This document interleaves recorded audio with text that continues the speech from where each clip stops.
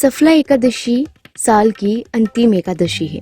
यह एकादशी अपने नाम की तरह ही हर कार्य में सफल बनाने वाली मानी गई है। महाराज युधिष्ठिर ने पूछा, हे जनार्दन, पौष कृष्ण एकादशी का क्या नाम है?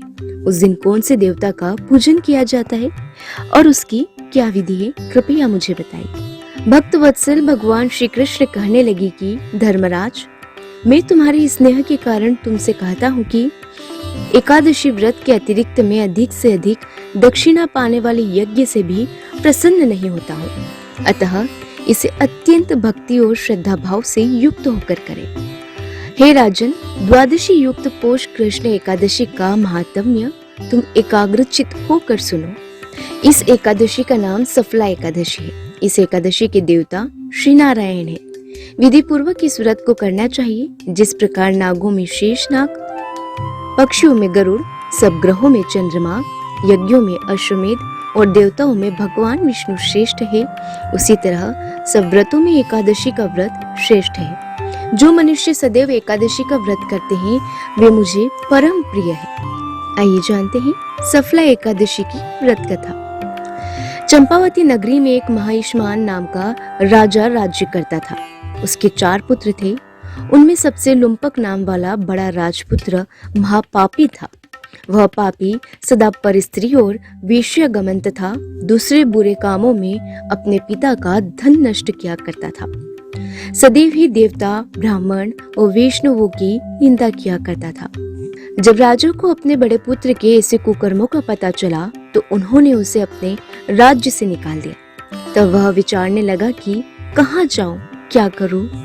अंत में उसने चोरी करने का निश्चय किया। दिन में वह वन में रहता और रात्रि को अपने पिता की नगरी में चोरी करता था तथा प्रजा को तंग करने और उन्हें मारने का कुकर्म करता। कुछ समय पश्चात सारी नगरी भयभीत हो गई और वह वन में रहकर पशु आदि को मारकर खाने लगा। नागरिक और राज्य के कर्मचारी उसे पकड़ लेते किंतु राजा के भय से छोड़ देते। वन में एक अति प्राचीन विशाल पीपल का वृक्ष था। लोग उसकी भगवान के समान पूजा करते थे। उसी वृक्ष के नीचे वह महापापी लुम्पक रहा करता था। इस वन को लोग देवताओं की क्रीड़ा स्थली मानते थे। कुछ समय पश्चात पौष कृष्ण पक्ष की दशमी के दिन वह वस्त्रहीन होने के कारण शीत के चलते सारी रात सो नहीं सका। उसके हाथ पैर अकड़ गए। सूर्योदय होते होते वह मूर्छित हो गया। दूसरे दिन एकादशी को मध्याह्न के समय सूर्य की गर्मी पाकर उसकी मूर्छा दूर हुई। गिरता पड़ता वह भोजन की तलाश में निकला। पशुओं को मारने में वह समर्थ नहीं था, अतः पेड़ों के नीचे गिरे हुए फल उठाकर वापस उसी पीपल वृक्ष के नीचे आ गया। उस समय तक भगवान सूर्य अस्त हो चुके थे। वृक्ष के नीचे फल रखकर कहने लगा, हे भगवान, अब आपको ही अर्पण है ये फल, आप ही तृप्त हो जाइए। उस रात्रि को दुख के कारण रात्रि को भी नींद नहीं आई। उसके इस उपवास और जागरण से भगवान अत्यंत प्रसन्न हो गए और उसके सारे पाप नष्ट हो गए।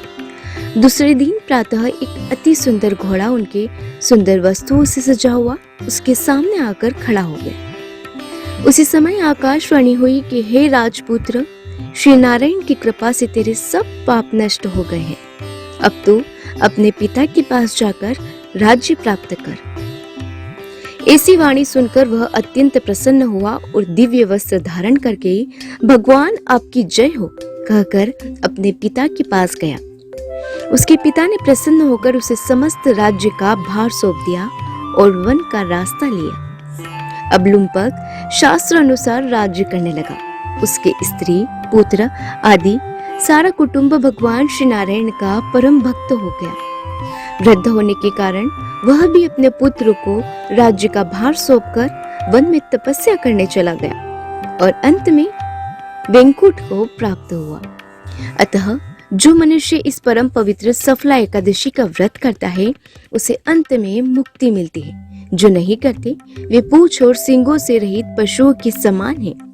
इस सफला एकादशी के महात्म्य को पढ़ने से अथवा श्रवण करने से मनुष्य को अश्वमेध यज्ञ का फल मिलता है। अतः सफला एकादशी का व्रत हर मनुष्य को करना चाहिए ताकि जाने अनजाने में उससे हुए पाप कर्म दूर होकर वैकुंठ में स्थान मिले। आइए जानते हैं कैसे करें सफला एकादशी पर पूजा। सफला एकादशी के दिन सुबह जल्दी उठे और स्नान आदि करने के बाद स्वच्छ कपड़े पहने। इसके बाद भगवान विष्णु के समक्ष घी के दीपक जलाएं। उन्हें तुलसी दल भी अर्पित करने के बाद आरती करें। अब व्रत रख रहे हैं तो पूजा के दौरान इसे लेकर संकल्प लें। भगवान विष्णु को चरणामृत का भोग लगाएं। इसमें तुलसी का एक पत्ता जरूर डालें। विष्णु जी के साथ मां लक्ष्मी की पूजा भी जरूर करें। बता दें कि एकादशी के दिन चावल खाना मना होता है, इसलिए इस दिन अपने घर में न खुद चावल खाएं, न ही घर के किसी सदस्य को खाने दें। आइए जानते हैं सफला एकादशी व्रत के नियम। हिंदू पंचांग के अनुसार एकादशी व्रत के लिए दशमी के दिन सिर्फ दिन के वक्त सात्विक आहार करना चाहिए। संध्या काल में दातून करके पवित्र होना चाहिए। रात्रि के समय भोजन नहीं करना चाहिए। भगवान के स्वरूप का स्मरण करते हुए सोना चाहिए। एकादशी के दिन सुबह स्नान करके संकल्प करना चाहिए और व्रत रखना चाहिए। श्री विष्णु पूजन के लिए ऋतु के अनुकूल फल, नारियल, नींबू, नैवेद्य आदि 16 वस्तुओं का संग्रह करें। इस सामग्री से श्री विष्णु की पूजा करें। दिन में भगवान विष्णु की पूजा आरती करनी चाहिए। पूजा में धूप, दीप एवं नाना प्रकार की सामग्रियों से विष्णु को प्रसन्न करना चाहिए। कलुषित विचार को त्याग कर सात्विक भाव धारण करना चाहिए। रात्रि के समय श्री हरि के नाम से दीपदान करना चाहिए और आरती एवं भजन गाते हुए जागरण करें। इस एकादशी को अत्यंत भक्ति और श्रद्धा पूर्वक करना चाहिए। इस एकादशी के व्रत के समान यज्ञ, तीर्थ, दान, तप तथा कोई और दूसरा व्रत नहीं है। 5000 वर्ष तप करने से जो फल मिलता है उससे भी अधिक सफला एकादशी का व्रत करने से मिलता है। आइए जानते हैं सफला एकादशी व्रत रखने के 5 फायदे। जैसा कि नाम से ही विदित है कि सफला एकादशी सफल करने वाली होती है। यदि आपको जीवन के हर कार्य में सफल होना है तो इस एकादशी के दिन विधिवत रूप से शास्त्र सम्मत व्रत रखना चाहिए। यह भी कहा जाता है कि सफला एकादशी का व्रत रखने से अश्वमेध यज्ञ का फल प्राप्त होता है। इस दिन नियम पूर्वक व्रत रखने तथा श्री हरि की पूजा करने से सभी मनोकामनाएं पूरी होती है। श्री हरि के साथ ही देवी लक्ष्मी भी प्रसन्न हो जाती है और धन समृद्धि बढ़ती है। इसका व्रत रखने से लंबी आयु तथा अच्छे स्वास्थ्य की भी प्राप्ति होती है।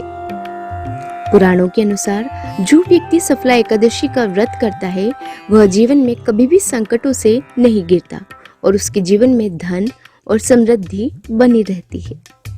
सफला एकादशी पर करें इन मंत्रों का 108 बार जाप।